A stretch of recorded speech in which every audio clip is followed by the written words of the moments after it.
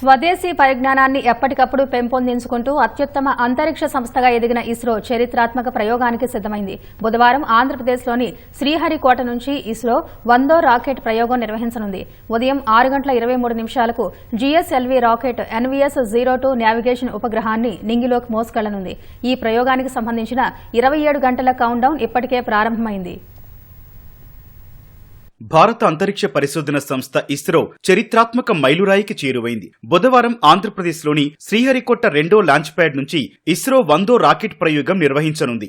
ఉదయం 6:23 GSLV F-15 rocket NVS-02 navigation ఉపగ్రహాన్ని నింగిలోకి మోసుకెళ్లనుంది. ఈ ప్రయోగానికి సంబంధించిన 27 గంటల కౌంట్డౌన్ మంగళవారం ఉదయం 2:53 ప్రారంభమైంది. ఇస్రో చైర్మన్ గా ఈ నెల 13న బాధ్యతలు స్వీకరించిన వి నారాయణన్ నేతృత్వంలో ఇది తొలి మిషన్ కానుంది. ఆయన తొలి ప్రయోగమే ఇస్రోకు 100వ మిషన్ కావడంతో తీపి గుర్తుగా మిగిలిపోనుంది. ఇంతకు ముందు NVS-01 navigation ఉపగ్రహాన్ని GSLV F-12 rocket ద్వారా 2023 మే 29న ఇస్రో ప్రయోగించింది.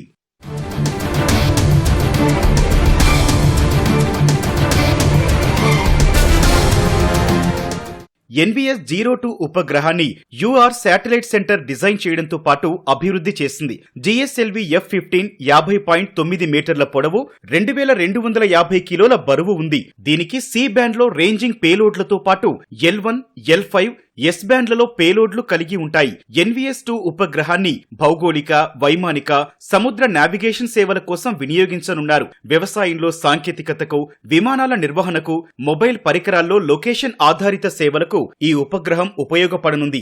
ఉపగ్రహాల కోసం కక్ష్య నిర్ధారణ, ఇంటర్నెట్ ఆఫ్ థింగ్స్ ఆధారిత అప్లికేషన్లు, అత్యవసర సమయ సేవలకు కూడా ఇది దోహదపడనుందని ఇస్రో తెలిపింది. ఈ ఉపగ్రహం నావిగేషన్ ఇండియన్ కాన్స్టెల్లేషన్ లో భాగంగా సిద్ధం చేసిన 2వ శాటిలైట్ అని ఇస్రో తెలిపింది. భారత్లోని వినియోగదారులకు ఖచ్చితమైన లొకేషన్, వేగం, సమయాన్ని అందిస్తుందని పేర్కొంది. అంతేకాకుండా భారత భూభాగానికి 1500 కిలోమీటర్ల దూరంలోని ప్రాంతాలకు కూడా సేవలందించే లక్ష్యంతో దీన్ని రూపొందించినట్టు తెలిపింది.